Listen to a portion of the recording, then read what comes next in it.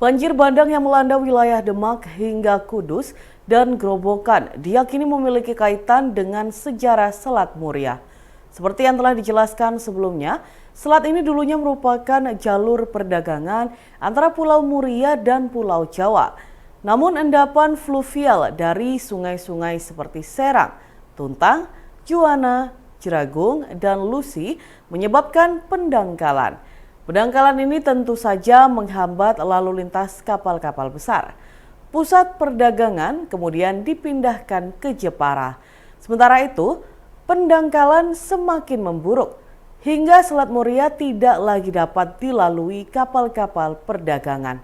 Lantas, benarkah banjir Demak penanda kemunculan Selat Muria? Badan Riset dan Inovasi Nasional atau BRIN menyatakan bahwa banjir yang merendam Demak dan sekitarnya tidak berkaitan dengan kemunculan Selat Muria. Hal ini disampaikan oleh peneliti Pusat Riset Kebencanaan Geologi BRIN, Eko Subowo, yang mengatakan bahwa banjir di Demak murni terjadi karena pengaruh alam, yakni cuaca ekstrim yang melanda Demak dan sekitarnya. Selain cuaca ekstrim, kegiatan manusia yang tidak bertanggung jawab seperti pembabatan hutan dan perubahan tata guna lahan juga memicu sedimentasi di sisi selatan. Pengambilan air tanah yang berlebihan di kawasan pesisir pantai utara Jawa juga membuat permukaan tanah mengalami penurunan hingga 5-10 cm per tahun. Eko menegaskan, satu hal yang menyebabkan daratan berubah menjadi selat adalah adanya kenaikan permukaan air laut, bukan banjir. Menurutnya, pemerintah perlu melakukan pembenahan tata guna lahan, memperbanyak zona resapan air, dan mengurangi pengambilan air tanah secara berlebihan untuk mengatasi banjir yang kerap terjadi. Calon Presiden atau Capres nomor urut 1 Anies Baswedan buka suara mengenai isu masuk menjadi menteri di Kabinet Prabowo Subianto Gibran Rakabuming Raka. Anies tidak membantah secara gamblang isu tersebut.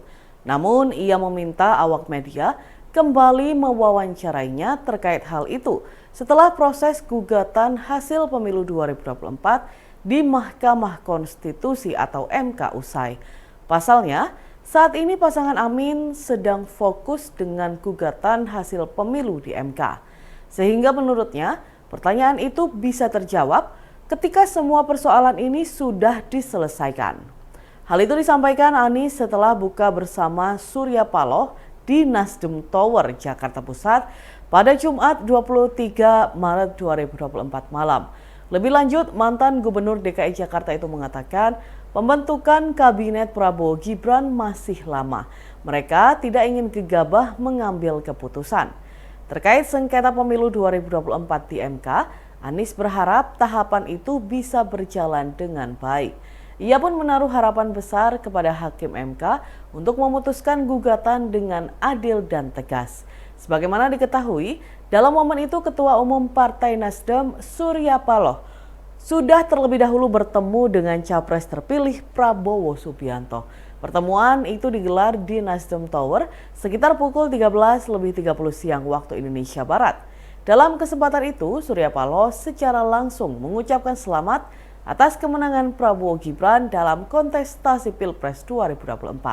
Surya Paloh menjelaskan, kunjungan Prabowo ke markas Nasdem itu sebagai wujud silaturahmi atas hubungan yang sudah terjalin 40 tahun lamanya. Peristiwa pada 7 Oktober 2023 yang dilakukan oleh kelompok Hamas terus menjadi bayang-bayang kelam Israel. Unit investigasi Al Jazeera atau I-Unit telah melakukan analisis forensik terhadap peristiwa tersebut.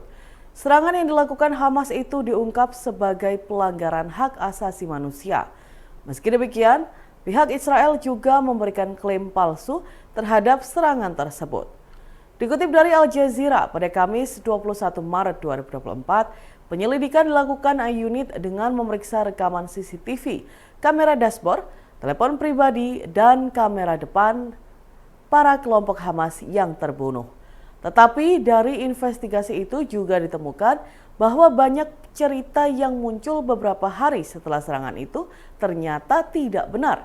Hal ini mencakup klaim kekejaman seperti pembunuhan massal dan pemenggalan kepala bayi serta tuduhan pelecehan yang luas dan sistematis. Kisah-kisah itu berulang kali digunakan oleh para politisi di Israel dan Barat untuk membenarkan keganasan pengeboman di jalur Gaza, di mana yang sejauh ini telah menewaskan hampir 32.000 orang. Tidak dapat dipastikan apakah mereka pria bersenjata atau sandera setelah melakukan analisis menyeluruh terhadap semua data yang tersedia. Ayunit menyimpulkan klaim tentara Israel bahwa mereka menemukan 8 bayi yang terbakar di sebuah rumah di Kibbutz Be'eri tidaklah benar. Analisis menemukan tidak ada bayi di dalam rumah tersebut. Dan 12 orang di dalamnya hampir pasti dibunuh oleh pasukan Israel ketika mereka menyerbu gedung tersebut. Ini adalah salah satu dari sejumlah insiden di mana polisi dan tentara tampak membunuh warga Israel. Ayunit mengidentifikasi 19 korban seperti itu, namun angka sebenarnya mungkin bisa lebih tinggi. Mereka juga mengidentifikasi 27 tawanan yang tewas di antara rumah mereka dan pagar Gaza dalam keadaan yang belum dapat dijelaskan. Sementara rekaman kamera senjata dari helikopter Apache Israel menunjukkan banyak serangan terhadap kendaraan dan individu yang sedang dalam perjalanan kembali ke Gaza. Warga di Pulau Bawean Gresik tetap melaksanakan ibadah sholat meskipun di tengah ancaman gempa pada Jumat 22 Maret 2024 malam. Guncangan gempa berkali-kali membuat warga memilih beraktivitas di luar rumah, termasuk sholat berjamaah. Informasi yang berhasil dihimpun, kerusakan parah terlihat dari video runtuhnya Masjid Muhajirin di Dusun Pelibak Gunung, Desa Gunung Teguh, Kecamatan Sangkapura, Pulau Bawean, Gresik. Pasca gempa pertama terjadi sekitar pukul 11.22 siang waktu Indonesia Barat, disusul gempa kedua pukul 12.32 waktu Indonesia Barat, juga gempa ketiga pada pukul 15.52 waktu Indonesia Barat, membuat warga desa terdampak gempa memilih untuk beraktivitas di luar rumah. Nanang, aktivis Nahdlatul Ulama desa setempat mengungkapkan masyarakat sekitar berbuka puasa di luar rumah karena khawatir ada gempa susulan. Ia juga menyatakan bahwa Masjid Muhajirin yang runtuh tersebut merupakan rumah ibadah yang berada di desanya. Selain masjid tersebut, ada pula masjid lainnya yang rusak. Tempat tinggal warga sebagian juga mengalami kerusakan yang bervariasi, mulai tembok retak dan sebagainya. Terpisah, Ketua PCNU Bawean Kyai Haji Fauzi Rauh menyatakan hingga saat ini meskipun beberapa infrastruktur dan rumah warga dengan kondisi beragam, namun secara umum masyarakat Bawean masih dalam keadaan aman. Diketahui hingga Sabtu 23 Maret 2024 pukul 7 pagi waktu Indonesia Barat, tercatat sudah 150 kali gempa di Pulau Bawean Gresik dengan kekuatan terparah 6,5 magnitudo. Genderang perang terhadap kegiatan balap liar semakin kencang ditabuh oleh Satlantas Polres Bangkalan. Penggerebekan titik-titik lokasi balap liar semakin digalakan. Bahkan penerapan pidana 1 tahun penjara bagi joki balap liar telah diberlakukan pihak kepolisian mulai awal tahun ini. Terbaru, personel gabungan Satlantas dan Sabara Polres Bangkalan menggulung aksi balap liar di jalur nasional akses Jembatan Suramadu, Sisi Madura pada Sabtu 23 Maret 2024 dini hari. Tidak tanggung-tanggung, polisi mengamankan sebanyak 46 unit sepeda motor, berikut 44 remaja yang kedapatan berada di lokasi aksi balap liar. Kasat Lantas Polres Bangkalan AKP Grandika Indra Waspada menuturkan pihaknya akan mendalami lagi siapa yang bertindak sebagai joki dan siapa yang sekedar menonton. Sekedar diketahui, akses Jembatan Suramadu Sisi Madura dikenal sebagai jalur rawan kecelakaan karena kontur jalur cenderung lurus dan relatif mulus, sehingga banyak pengendara terpancing untuk memacu kendaraan mereka dengan kecepatan tinggi Dalam aksi balap liar dini hari ini, para pelaku balap liar tampak tidak menghiraukan lalu lalang masyarakat pengguna jalan di akses Suramadu. Polisi mulai berupaya melakukan penyergapan di saat beberapa motor berbaris untuk melakukan start. Polisi terpaksa melepaskan beberapa kali tembakan peringatan mengarah ke udara dengan harapan para pelaku balap liar tidak kabur.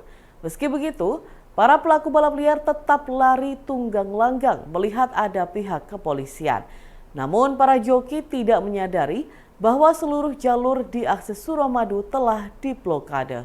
Sebelum melakukan penggerebekan, pihak kepolisian sudah melakukan serangkaian pemetaan dalam beberapa minggu terakhir untuk mengetahui titik mana saja yang kerap dijadikan lokasi aksi balap liar. Puluhan sepeda motor yang disita dari akses Suramadu saat ini berada di Mako Satlantas Polres Bangkalan untuk dijadikan barang bukti. Pendataan dilakukan terhadap 44 remaja yang diamankan ketika berada di lokasi balap liar di akses Suramadu. Dan Tribuners, berikut kita simak bersama wawancara dengan Kasat Lantas Polres Bangkalan AKP Grandika Indra Waspada. Jelas kita masuk, kita ikut berbaur di dalam. Begitu sudah jelas orang-orangnya siapa yang mau kita tangkap, baru kita tangkap bersama-sama. Terus jalannya kita tutup sementara kemarin menggunakan mobil towing. Kita tindak lanjut ya, karena sudah mulai dari minggu kemarin dan beberapa minggu sebelumnya itu sudah kita mapping mereka melakukan balap liar di sepanjang akses Suramadu, tepatnya di depan warung RI sampai sekitaran warung Bebek Rizky. Nah, jadi tadi malam ternyata benar kumpul banyak, akhirnya kita lakukan penindakan, kita tangkap. Kita amankan dapat 46 kendaraan roda 2 dan 44 orang yang ada di sana. Nanti dari orang-orang ini akan kita dalami lagi siapa yang joki, siapa yang penonton. Dan rata-rata usianya berapa itu? Rata-rata masih muda ya, masih anak muda 18, 20 tahun, 21 seperti itu. Berawal dari hobi mengotak-atik resep membuat seorang ibu rumah tangga atau IRT di Ponorogo menghasilkan cuan adalah Ines Wiliawati. Di rumahnya yang terletak di Kelurahan Jinglong, Kecamatan Kabupaten Ponorogo, Ines mengerjakan bisnis kue keringnya. Pantauan Tribun Jatim Network di lokasi, dapur Ines memang terbilang kecil. Namun pesanan mama muda ini mencapai ratusan toples. Ines mengerjakan seluruh pesanan sendiri di balik segala kesibukannya sebagai seorang IRT yang masih harus merawat buah hatinya. Dengan telaten, Ines membuat adonan kue kering atau cooker mulai dari subuh. Ia kemudian membentuk cooker sesuai pesanan. Saat dikunjungi oleh reporter kami di lokasi pada Sabtu 24 Maret 2024, Ines tampak tengah membuat nastar. Sesekali terdengar suara celotehan anaknya meminta diambilkan sesuatu. Ia berkisah, awalnya memang hobi memasak, terutama kue. Pada tahun 2019, ia berbisnis kuliner pembuatan kue. Namun saat itu bukan kue kering, melainkan kue basah. Tahun 2022, mencoba berjualan kue kering.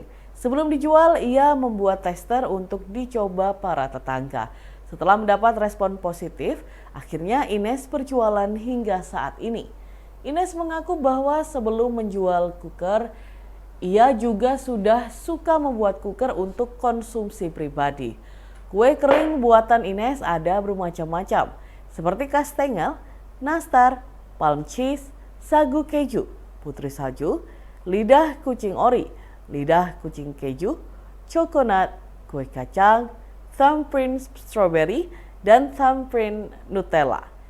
Dengan berat 340 gram per toples, harga yang dibanderol mulai dari Rp42.000 sampai Rp62.000 per toples. Ines mengaku saat ini sudah ada pesanan masuk lebih dari 100 toples. Namun ia masih membuka pesanan.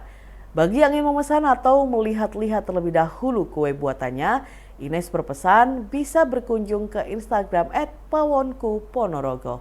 Dan Tribuners, berikut kita simak bersama wawancara dengan pengusaha kue kering Ponorogo, Ines Wiliawati. Awalnya saya itu hobi bikin kue-kue sih. Tahun 2019 itu jualan klaper tart ya. Itu pada suka sih orang-orang, terus berlanjut jualan kue-kue lainnya, apa pizza, apa kue-kue basah gitu.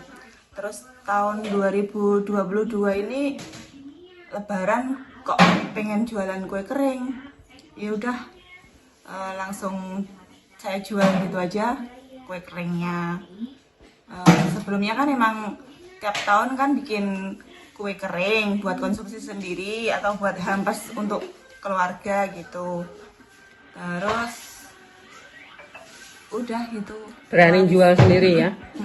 Itu memang untuk percobaan berapa kali? Kalau untuk percobaan itu saya langsung Sekali ya?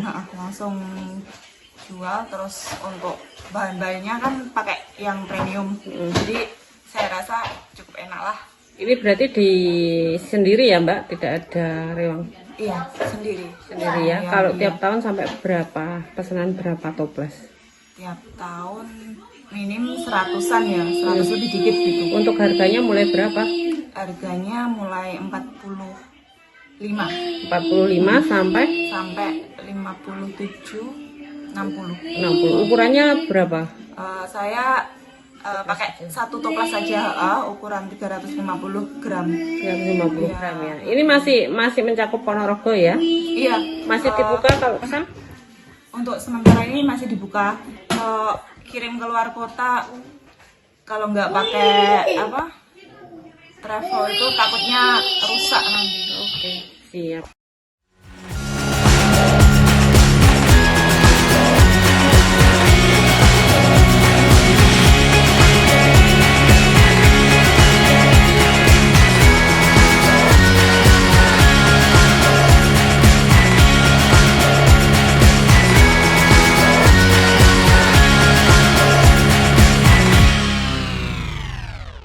Download Tribun X sekarang, menghadirkan lokal menjadi Indonesia.